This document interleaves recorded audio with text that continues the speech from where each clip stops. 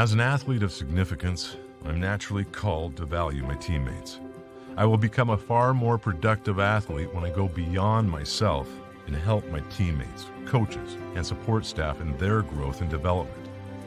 I focus my time on what matters most, leaving a legacy. I am rewarded by the experiences of the journey with others, and I develop new levels of awareness and growth every step of the way. Once you experience significance, success will no longer be your goal.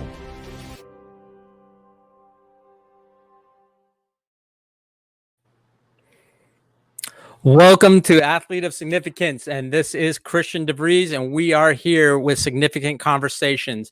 And I'm excited today to bring this conversation to you. As I shared with you earlier, is that we're at a time where we really need to understand what's going on with the ACT, SAT, the prep programs, how to get ready for college, because during this time, we've realized that a lot of colleges have changed how they've done things to respond to the coronavirus and COVID. But the reality is they're eventually going to go back to what they've done in the past. I've done some research. I've heard some people talk. And so we're bringing Kelly along with us. And Kelly McLean comes to us as the president and founder of KMAC. And I'll let her describe what that is. She has a unique background, is that she's been a college admissions representative as well as a high school varsity coach. She comes to us today with over 20 years of coaching, college recruiting, admissions counseling, and scholarship expertise that impacts the lives of students beyond high school and college. When I had the opportunity to first meet Kelly, I knew she understood what the AOS journey was all about. She has a mission to mentor student athletes with life skills and decision-making tools that can transform their journey. The Kelly McLean Advancement Center works with students grades 9 to 12 to better prepare them for their college careers and provide resources throughout the entire recruiting and admissions process. They specialize in effective ACT, SAT prep with career exploration to help athletes find the best path for their students. And Kelly, again, I thank you for coming on the show. We've had a chance to chat a couple times, and I'm excited that you're here to be part of Significant Conversations as we take a deep dive into the standardized test process as it relates to college students. Absolutely. Thank you so much for having me. It's a great opportunity because students are kind of lost right now with what's going on, and they're hearing so many different things. They need to make sure they really understand what's happening. Right. So before we get to dive into some of the questions I want to talk about, again, I kind of mentioned that you've been a coach, you've been a college admissions person, you've been involved in and helping with this ACT and SAT prep. Can you just maybe give us a little bit of your background story, what got you to where you're at in your journey today? Because I really love to hear where people are at and why they're doing what they're so passionate about. Because when we understand why you're doing what you're so passionate about, it really takes hold in why it's important for us. Absolutely. I worked in college admissions for 9 years. 8 of those same 9 years, I also coached varsity girls high school soccer.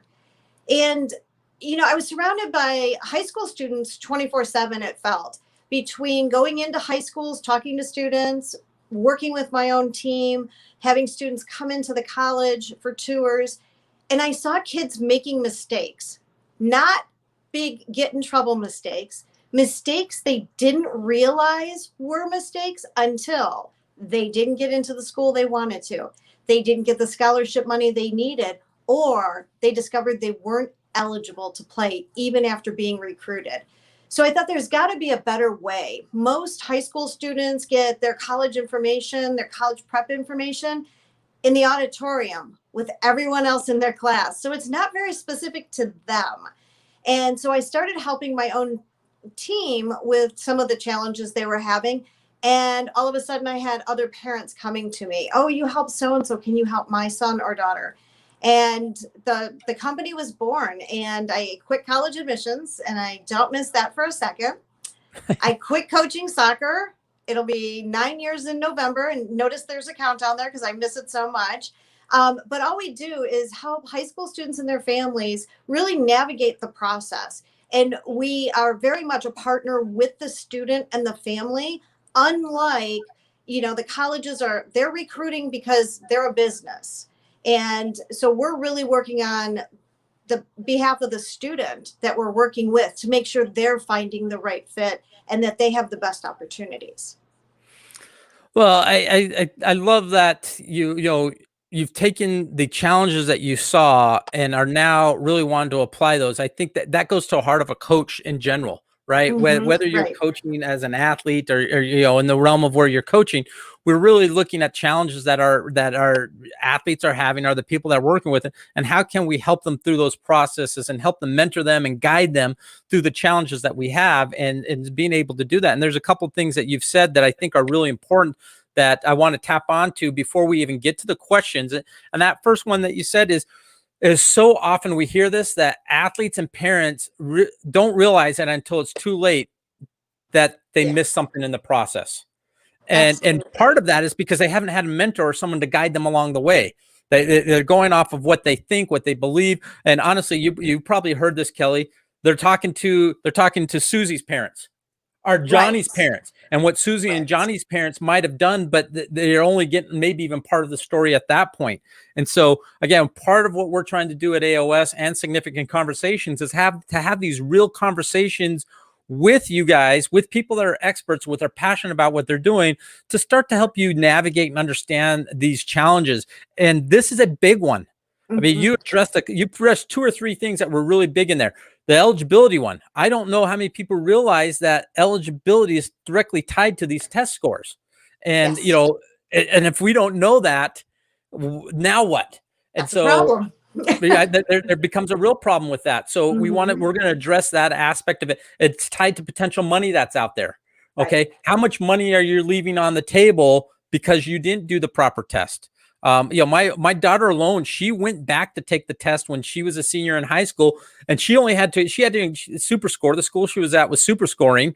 So she only had to bring up the English score like 1 point, but that 1 point was equivalent to $5,000 in scholarship money. Which is times Right. 4 years, which Right. is a lot of money. Right.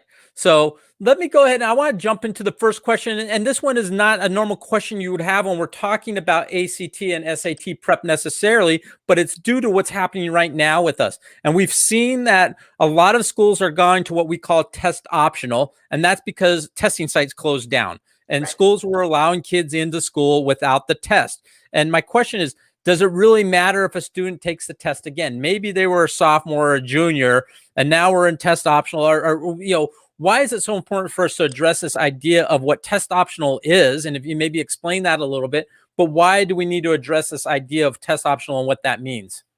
So test optional is, there's a lot of hidden meanings behind that. It really kind of depends on the school too. So colleges are businesses, and a lot of times I feel like parents and students forget that. In the business model, they need all of their students to come in August. And so when they look at the fact that there's a lot of students that, due to test centers being closed and other things, may not have had the opportunity to take the test, they don't want to risk losing applicants. But if you're from an upper middle class suburb and you still have opportunities to take it this September and October, they're expecting you to do that. Perhaps if you are in a situation where your family can't afford, maybe your family has been impacted by COVID and you're not able to spend that $65 on a test right now, that's something that needs to be addressed in the application. And they don't want to lose you as an applicant. But as you mentioned already, those test scores affect the NCAA eligibility. So you need to know, are you eligible without taking it, if that is in fact the case? And if you do need to take it again, the NCAA has programs if you've been impacted by COVID and your family can't afford it. But also, something that a lot of people aren't thinking about, colleges need to know that you're going to be successful once you're there. And that's what test scores help to substantiate. It helps to substantiate your GPA, because there's no way that every college could possibly know the rigor of the classes at each and every high school. So is your 4.0 similar to your test score? So they know, is that 4.0 legitimate?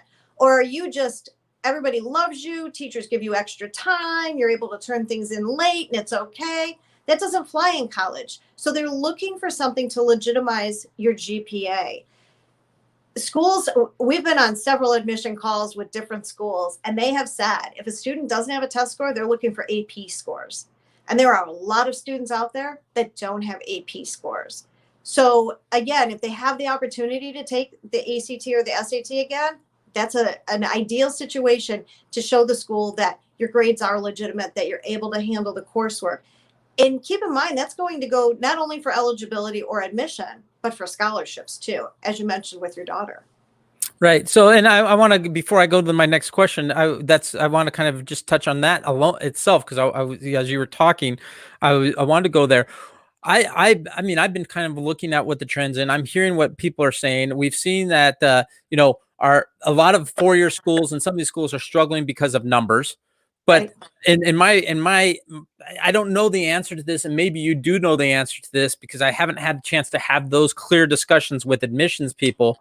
Are we going to see that there is going to be, as things start to come back around, are we going to see money available that has been potentially awarded to test scores that, because we don't have as many people applying, that money is going to be available?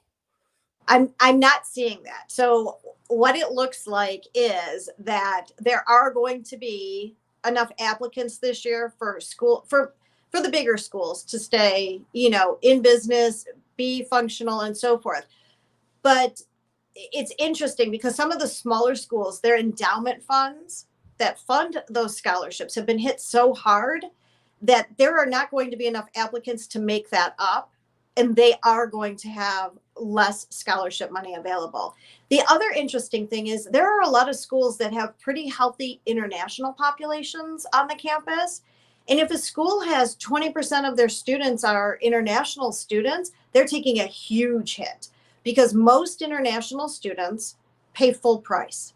And that affords more scholarships for US students. Well, if they don't have all of those extra students paying full price, that means less scholarship money as they fill those seats with US students who aren't going to pay full price. They're paying state rates. They may automatically qualify for a little merit money and that type of thing. So would it be safe to say that the schools that are offering merit aid based on these test scores, that the higher test score is going to position you better than it maybe a 25 to a 28 got you money, but maybe now you need the 28 to 29 to get the money? Right. Absolutely. Absolutely. Okay. Mm-hmm. Yeah.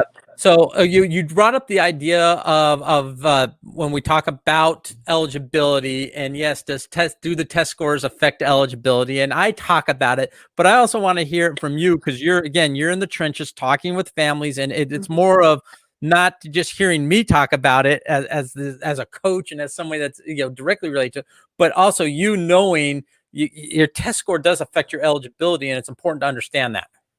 So I'm going to tell a quick story. A few years ago, there was a gentleman here from Ohio who was recruited by the University of North Carolina to play basketball.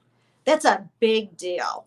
And his father said, you need to take the test again. And in the meantime, the coaches, nope, you are fully recruited. We want you here. They're sending them documents. He signed on signing day. And then the compliance officer at UNC got his paperwork and contacted him and said, you need to take the test again. You need 3 points. And so the student contacted me and he said, yeah, I need 3 points and the test is in 2 weeks. What do we do? And so we worked together. Fortunately, we were able to help him increase his score 4 points. And the joke is that, he's going to invite me to a game at some point in time. But he's been playing for UNC. He was eligible at that point. But the NCAA has a sliding scale. The higher your GPA, the lower test score they will accept. However, that GPA is not the GPA you're typically seeing on your report card. Every high school submits their courses to the NCAA to be approved, to be factored into the NCAA GPA. And oftentimes students have some filler classes, some, classes they've enjoyed, easy A's, that bring that GPA up. And oftentimes the NCAA hasn't approved those courses, and so they're factored back out. So it's really important to get on the NCAA's website early load your classes in, see what has been approved. Every high school has different courses that have been approved because each high school submits those on their own, and see where you are. And if you're really lucky, your high school's done a great job and submitted all of your courses. But if not, it could make a big difference. So you need to know where you're at. Well, you bring that. I mean, that's absolutely a great point, and one that I have not mentioned in the past, because it's kind of, you don't think about it all the time, but you're absolutely right that it has to be the GPA that the NCAA is requiring in terms of their core courses, and beyond not beyond just the GPA, but actually meeting the core coursework. Right. That's so true are you too. meeting the core courses that are required for? And when I was a high school counselor, I was one required to send all that information into NCAA. These are our courses. This is how we believe what core they would match and all those things. And then we had to verify, we always had to verify one or two courses that why they would meet that particular component for the GPA. So this becomes a very, very important part on this. That Definitely. Again, the better my test score is, it can justify and slide with what my ACT, SAT, and GPA all come into play. Right. So let's go to another question as we talk about these standardized tests. So we're still staying on this, and we're talking about grades. And I know you mentioned this early on when we talked about it, but I want to go a little bit deeper with this. Why do colleges and maybe even coaches, and I can speak this, but again, I want to go into your experience, because you guys really do work with athletes as well. So you're hearing specifically about athletes. Sure. Why do colleges even care about these standardized tests? Shouldn't my grades matter more? Or, and this is something I often hear, my grades are what's most important. And grades are really important. And a lot of colleges do prioritize grades. But as I mentioned, they don't know if your grades are legitimate. I'll give you just a couple little examples. There are high schools that I've worked with where they offer students the opportunity to earn 10 points a day by turning in homework that is all incorrect. As long as there's something on the piece of paper, they get 10 points a day. So their B plus in that class isn't really a B plus, because really they got D's on every test, but their inaccurate homework was able to raise them to a B plus. Colleges know this happens. And so they want to know, again, it's a business. And here's what happens. They get all of their customers in August or early September. Every customer comes then. Very few come in January, very, very few. But the college has to make sure that the student's going to be successful. And if the student's not successful, what ends up happening is either the college tells them, don't bother coming back in January, or they know the parents are going to tell them, you're not going back. I'm not paying for you to go off and party and do whatever. Your grades are terrible. So they don't want that situation. So they're always trying to ensure as best possible that the student is going to be a great customer and stay the entire year. Because if they have 3% of the population leave, and everyone knows that they've heard the stories about kids who leave 2 weeks in, kids who don't go back at the semester. The college still has all the same expenses, even without that student there. So they have to make sure their budget is going to balance at the end of the year. And as far as coaches, I think for coaches, it's even more important. Coaches want to know that you're going to be eligible.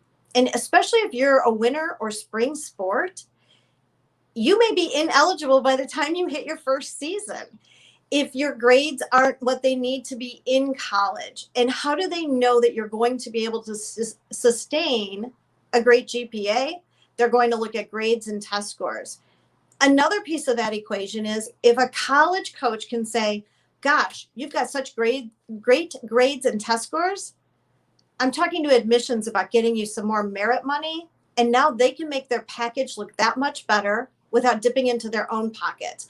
Because unlike Division I football and basketball that are fully funded, every other sport, college coaches have small budgets. Full rides aren't there. They're dividing that money up and they're trying to make the most of that money. So a kid with a great GPA and test score, I mean, if they've got to compare a kid with a low GPA and test score and a kid with a great GPA and test score, same player, they're going with the kid with the higher grades. They know they'll be eligible. They know they can incentivize them with better academic money and get them to come. Right.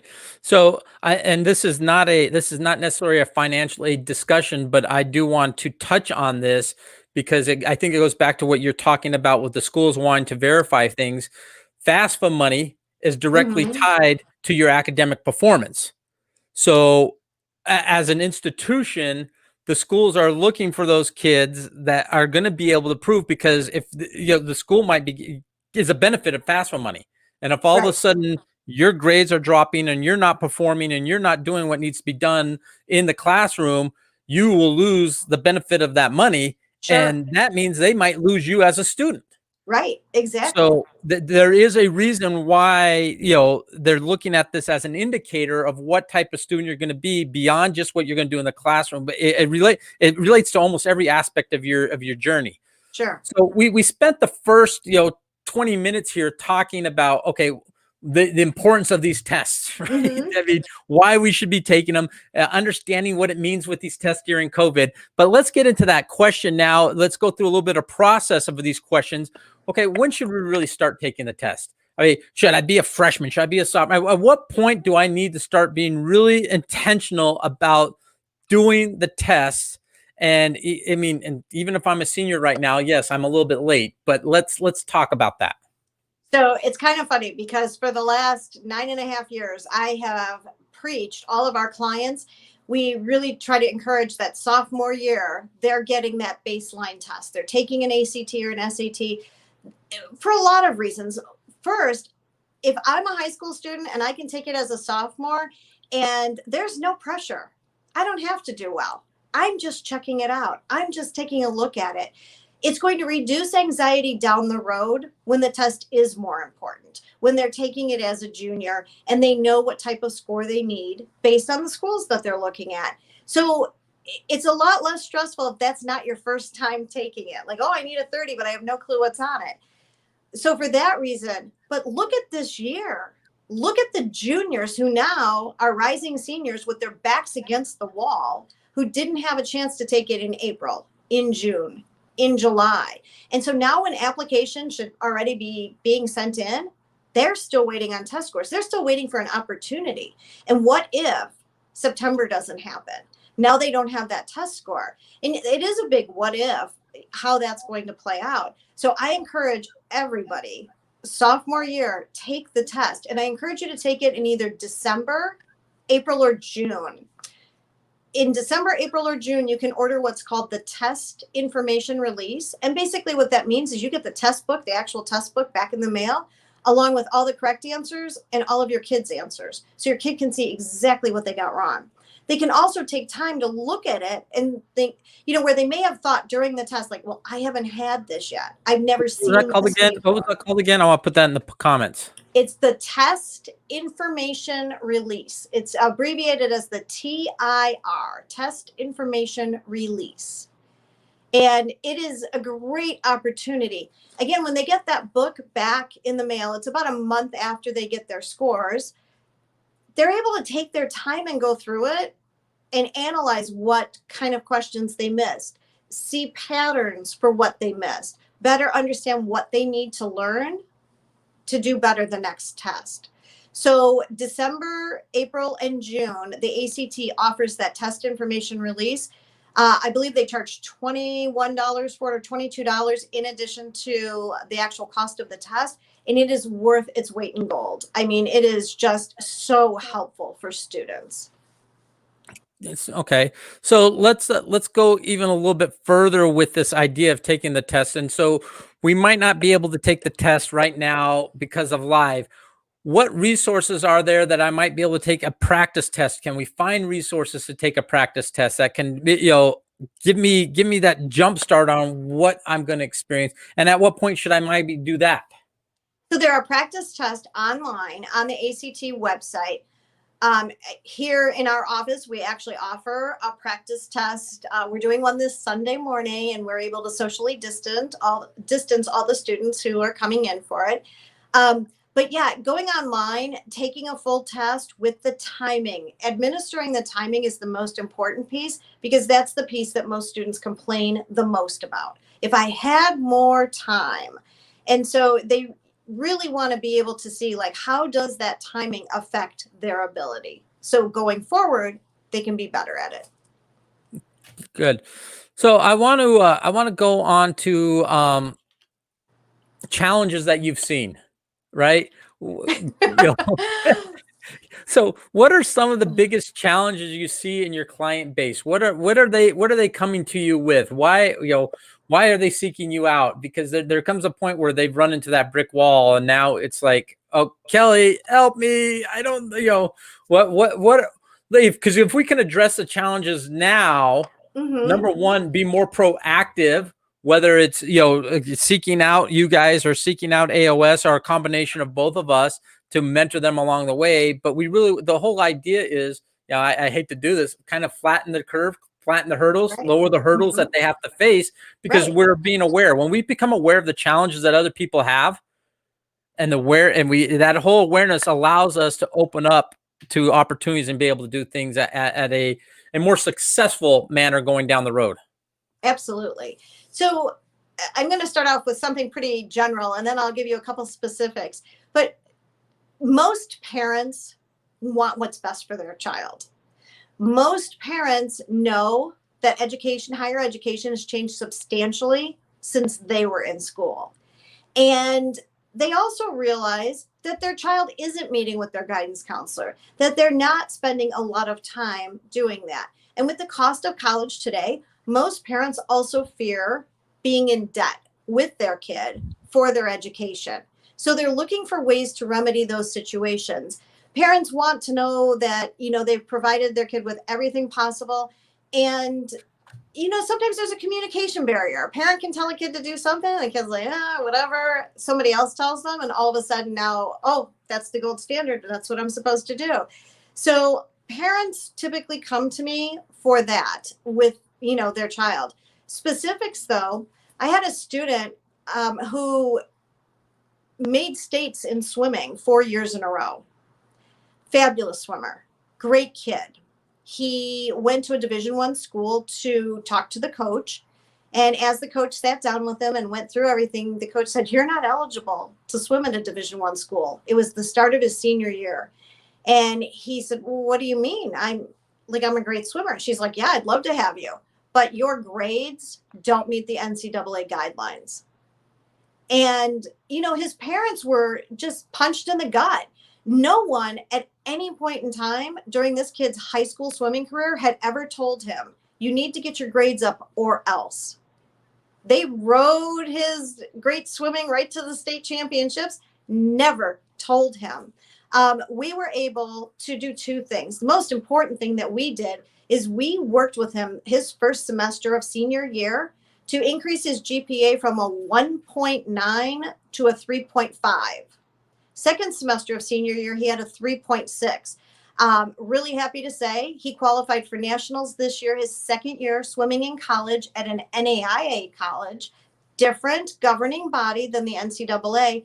And his overall cumulative college GPA is a 3.23. He just stopped in and saw me a couple weeks ago. He always makes sure when he comes back home for summer, he stops in. But that was a big difference. They went from he can't swim to he is swimming at an NAIA school, got huge scholarship money. But more importantly, we taught him that he can learn. We taught him that he's able to get good grades and be confident in himself. And he's off in college doing a great job. So that's an example. We often have other students who, parents don't want their kids to be on the 6-year track for a 4-year degree. And they know their kid, and their kid is maybe saying, "Yeah, well, maybe I'll be a doctor, or I'll go into business." And they can just tell their kid's not passionate about it. They're not going to probably do well when they hit one of the big obstacles, the really hard class or something else. And a lot of parents now realize that when a kid goes off to college, they often have over 200 majors. Kids can name 12 possible careers typically. So a little career exploration and advice up front to help them kind of narrow that field, do a couple job shadows, and really understand what their opportunities are, sets them up so that when they get into school, they know the path. They know what's expected. They know what that journey looks like. I don't expect them to know the job, But I want them to know that, oh, this major can get me to 2 or 3 things I definitely want to do. And all I would need to do is tweak a couple of classes junior year, not change majors, not change schools. So, a lot of parents are looking for that type of guidance too, because high schools don't offer it any longer. So there's two great nuggets that you dropped in here that I want to address, and as we're going through and discussing this, and one of them I'm going to talk about a quote that you have on your website. But the first one, in terms of really understanding what I heard you say and is so true, this is the hurdle, and I have a tendency to kind of just tell it like it is, and what I hear and what I see. I think there's a sense of, I don't know if ignorance is the right word, but I think there's an idea of not understanding and not really truly knowing what is required for me to be a college athlete from the parents and the kids. And I can't blame all coaches, but I also seen some coaches are involved in that idea. And I don't know how many coaches that I might talk to, if a kid's playing club sports, they got a pretty good handle on that from their coaches. But kids that are coming out of the high school sports world, not all the coaches know everything. And you can't claim ignorance for not being able to get into your school. So, right. So I think, you gave a very clear example of an athlete that didn't know, and he didn't know because he was never educated. But whose fault is that? Is it the athlete's fault? Yeah, maybe it is. But, I also look at the fact that, again, I'm going to use like back in the day, our parents felt confident when we went to school. If something needed to happen, the school would let them know. Right. And I don't see that happening. Did this kid's guidance counselor even know that was his goal? Had she ever had the conversation with him? And I'm not blaming guidance counselors. So anybody out there, I'm not trying to offend you. I know that most guidance counselors have a caseload of at least 425 students. But on top of that, now they're responsible for all the standardized tests within the school. They're responsible for all the schedule changes. They're responsible to make sure that a kid's actually eligible in their district. They're responsible for bullying, for, disciplinary things. There's no possible way parents should be expecting their guidance counselor to tell them everything. They don't have time. It's just not in the day. They don't have the time. Right.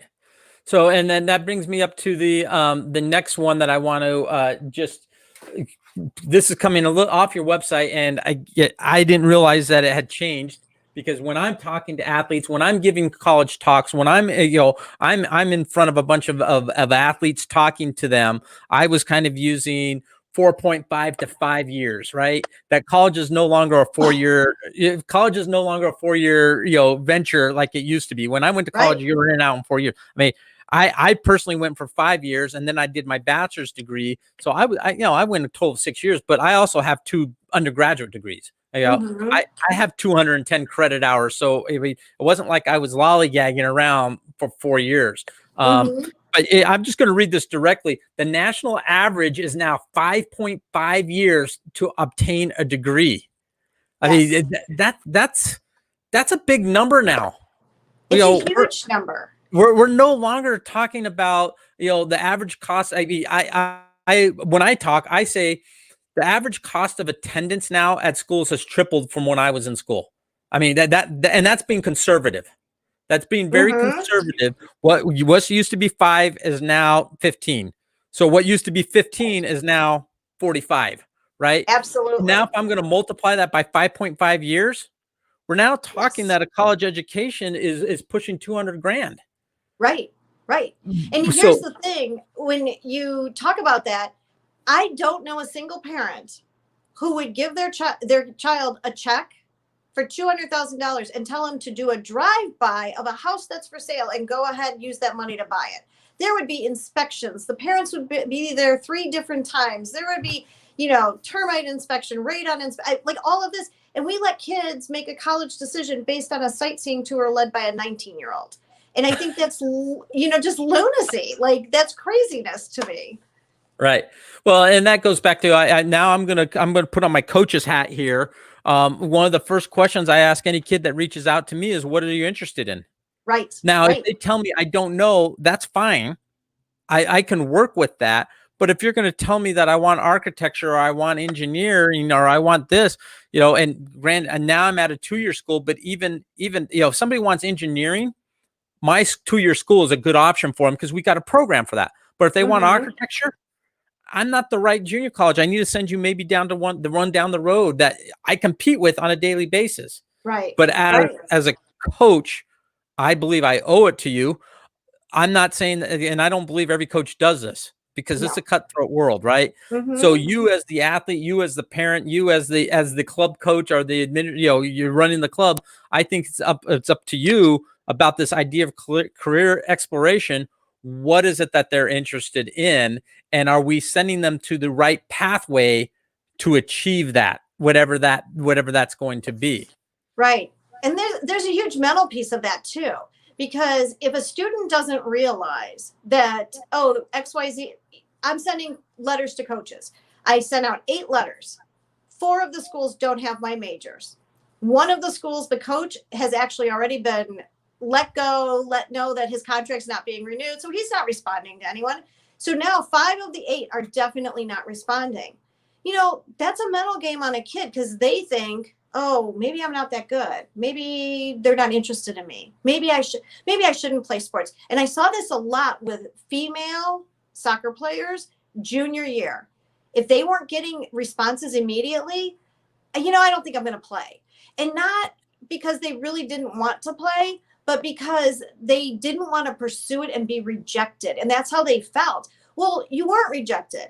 4 coaches threw out your resume because their school can't get you that degree. So they didn't even look further to see if you'd be a good fit for their team. They know they can't help you get what you're going for. So, but why let that mental piece play on your kid's head? You know, those schools should never have been sent letters, so to speak. Well, absolutely. And here's the other thing. I have kids and I have parents that talk to me. Well, I don't know if there's a place that my kid can play because it's too expensive.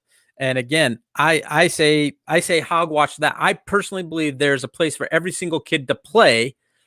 Right. What we talk about specifically in AOS is when do you start the process? And my response to when you start the process is right now. Right. Because it's not that anything's going to change in the process. You still have to go through all the different hoops to get recruited. What changes is the opportunities that are available to you at the time you start the process. Absolutely. So the earlier you start the process, the more opportunities are going to be available to you to navigate through that. And then we alleviate what you just talked about. Right. At that point, maybe I still only identify 4 or 5 schools, but I've identified 4 or 5 schools that have my major, are in the area that I want to go to school. I meet the academic requirements of that institution, and it's affordable for my family. And now I'm the one that's turning down a school because I've had 4 offers. Right. Right. Exactly. No, that's exactly how families should be looking at it. I mean, there's definitely a process to this. And you can save so much money if you know the process. And grades and test scores go a huge way to make that happen. Right. So I want to pivot a little bit here, just based on the discussion you and I had earlier when we were getting set up in the broadcast studio, and as we were getting ready to talk, we were talking about an article that you're actually getting ready to release, and I kind of shared with you what's going on with my own kids, and I think this is really important. So let's address right now. Kids are going back to school. We understand they're going back to school, and you know what? Some kids are actually getting. I think they're fortunate that they get to go back in person if the school's taking care of going back in person, you know, and you as a parent are happy with that. But we're seeing a good majority of our kids are going back in a virtual environment, at least for this first quarter. So if we're going back in a virtual environment, let's talk about some best practices that we need to be aware of. And the coaches that are here, you as coaches are just as responsible for making sure this is happening with your student athletes. And are you talking to the mom and dad, or if you're an athletic director, but parents and kids? Let's talk about some of these best practices you and I addressed in terms of dealing with study habits and actually attending school in this COVID environment that we're in this virtual environment that we have to be attending school in. Can you give us 1 or 2 things that are really important to know about that? Yeah, so one of the most important things is to make it school. And when I say make it school, we're very conditioned. We walk in the kitchen and we initially think like, "Oh, what's for dinner?" or "What kind of snack can I have?" Or maybe that's the place your family always gathers and talks about weekend plans and so forth. So as soon as the kid walks in the kitchen, they're always, "Mom, what are we doing this weekend? What about this, that, whatever?" It's really tough for that kid to turn kitchen into school. The brain isn't processing that information like, oh, I have to sit here and be focused and study. Instead, the brain is thinking about what's in the fridge. Same thing with the bedroom. The bedroom, kids are like, I want to lay on the bed and nap. Yeah, I'm going to be texting my friends. I'll get to my work. So finding a place that the student can associate with school and setting them up for success. That's finding that little corner in your house is going to be so much more important than your trip to Target to buy Kleenex and the rest of the supply list this year. It's going to be really, really critical that they have a space that they condition their brain. Like when I sit here, I'm on the Zoom call, I'm doing the homework, I'm downloading, the packets that the teachers have set. And as they condition their brain, it becomes so much easier for them to be successful, to get through the work, all of that. Yeah. And even to the standpoint of, I'll talk specifically with my kids, even to the standpoint, are they getting dressed for school? Right? Absolutely. Are they getting dressed for school? My son, my son's a little cook. He that's his goal. He wants to become a chef. So he does cooking, but he gets up in the morning and he still does his breakfast. He doesn't want mom and dad getting his breakfast. So he's actually getting up and getting his breakfast like he normally would if we were having school. And he's waking up the same time he would have woken up if we had to drop him off. That's and great. he's going through that routine, and then he's doing his lunch, and he's following the regimen of when it's lunchtime, he's eating his lunch and doing his lunch. And to be honest with you, Kelly, we're still having the issue with the homework. They still don't want to do the homework when school's over with. So, we've got to work through that piece, is that you still have to make sure you're doing the homework. So I think it's really important about parents to understand, what, this is difficult for you as a parent that your kids are learning at home. Can you put yourself in their situation, and what can you do to help them through the process? That if you all, because remember when you guys had to work from home, what that changed. Mm-hmm. I mean, my office, my wife and I shared an office space until COVID, and we were competing with each other. Right. At that point, because my office, I didn't use till the evenings most of the time. But now we're both in the office at the same time. I've had to move my office to another area of the house. Mm-hmm. Because we had to make that adjustment, and I have that. I have my area that's set up for me to go to. Right. So we got to think about that for our kids as well. What are we doing for our kids to make sure that they have that environment that is healthy for them to be able to continue this learning in this process? So, as we kind of wrap this up, and every time I bring a guest on and I'm talking with somebody, and again, if you go back and look at some of our past significant conversations where we've talked about going to college for debt-free, how to prepare for college during COVID, how to identify a great camp to go to, all these conversations are these conversations to really help you through this process of understanding what it means to become a recruited student athlete. Kelly, there's a reason you're on this show with us as part of AOS. And that AOS is the Athlete of Significance. Can you share with the audience what that means to you? Absolutely. Significance is absolutely being your best and continuing to strive to be even better, so that you can display the characteristics that anyone would be proud to have you on their team, in their classroom, on their campus. Great, because I think that follows up with it.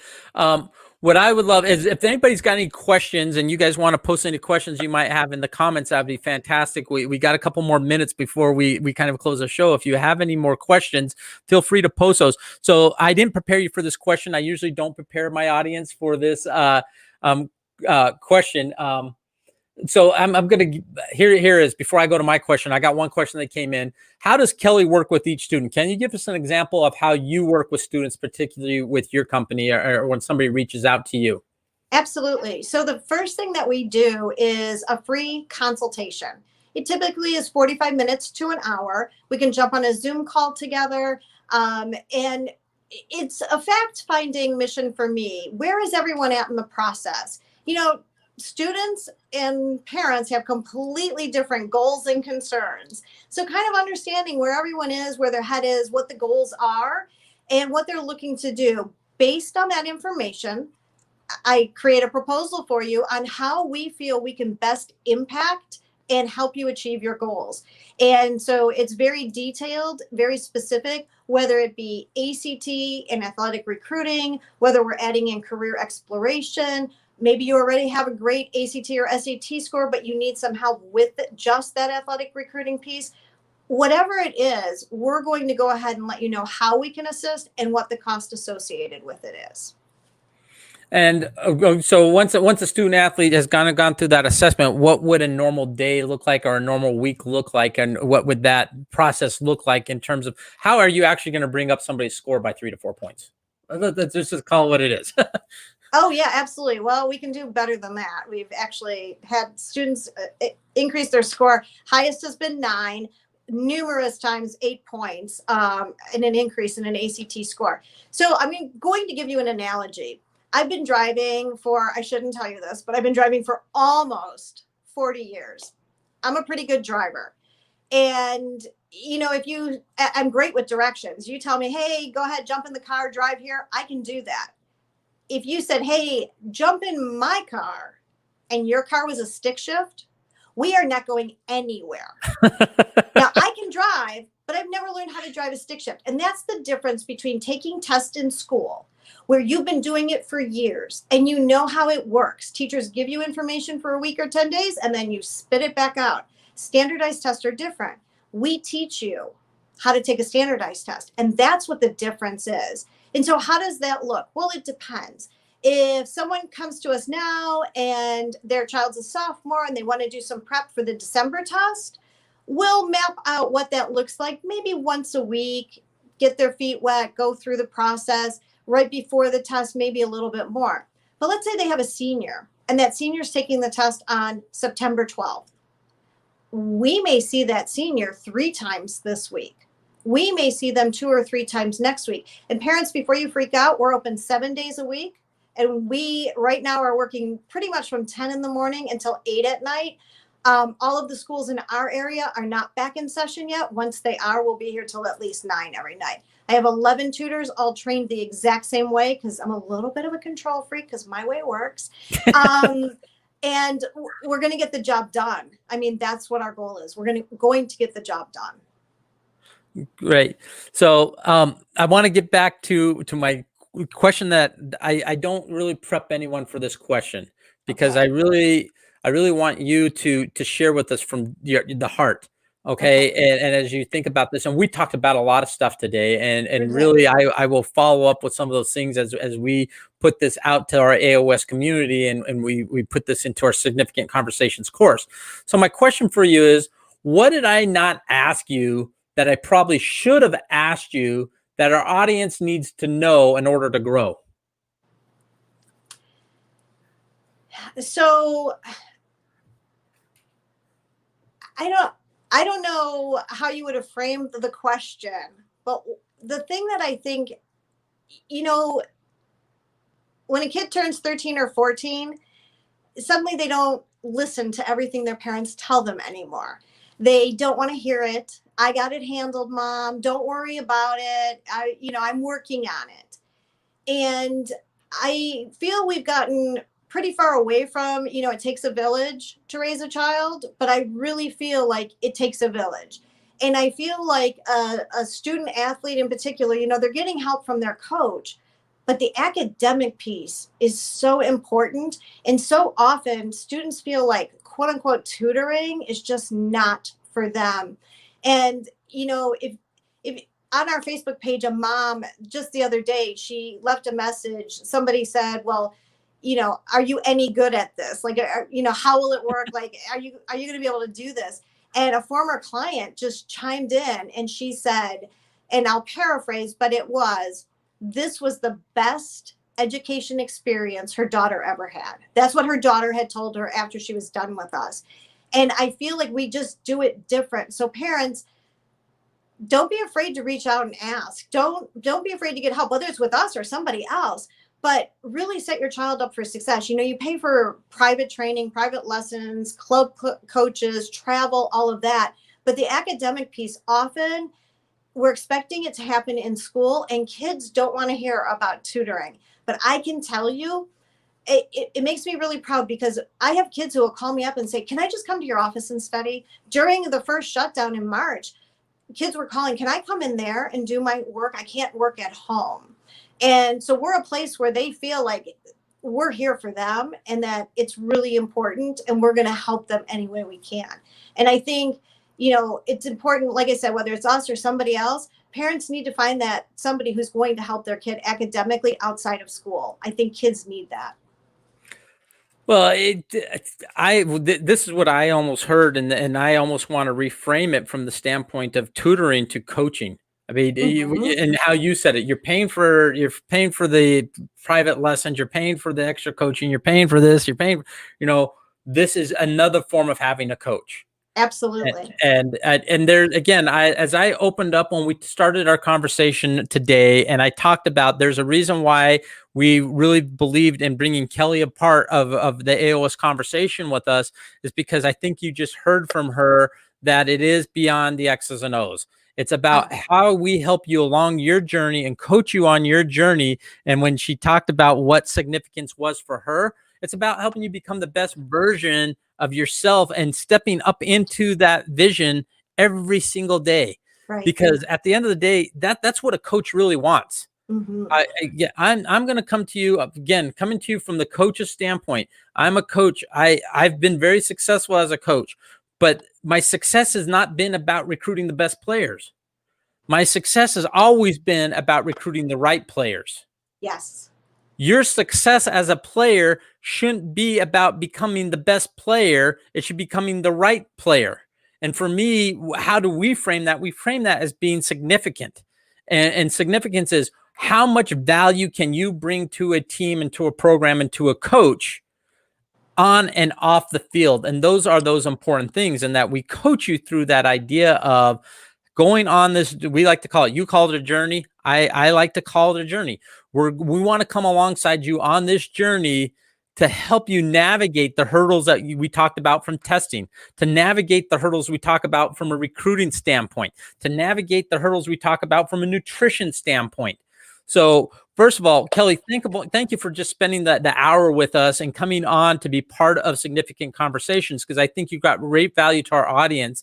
And I really loved some of the things that you shared with us. So with that being said, how can we reach out to you? How can our audience reach out to you and learn a little bit more about you? I did put your website in the comments, but is that the best place to go, is to your website? They can go to my website. I really encourage people to reach out to me via text or phone, 440-454-0850. Also, we just uploaded a video today on our YouTube, Kelly McLean Achievement Center YouTube channel. We uploaded a video showing how we break down some pretty complex math concepts that are on the ACT, and show you that they're not really as complex as they initially appear. And I think when a student sees how we're able to break it down and make it fairly simple, it's like, oh, I guess it's not going to be as challenging as I thought. And we're going to be uploading some others for English and science and so forth, because we want people to know, like, it's really a lot easier than you think. You just haven't been taught. Right. So give me that phone number again real quick. Certainly, 440-454-0850, and you can text me.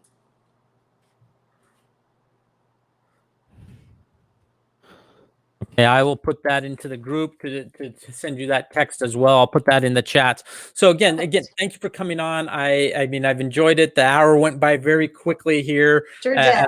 As we were able to get into the discussions. And I will close with this.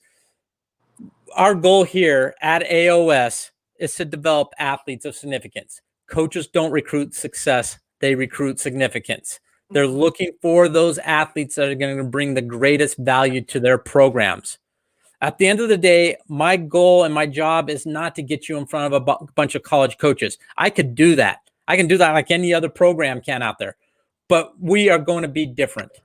We're not about getting you in front of the college coaches. We truly want to help you develop the skills, the routines, the processes, and the confidence in yourself to showcase your significance to a college coach when you get in front of them. Because when you can do that, that's when you're going to secure the roster spot. It's not about how many coaches you get in front of.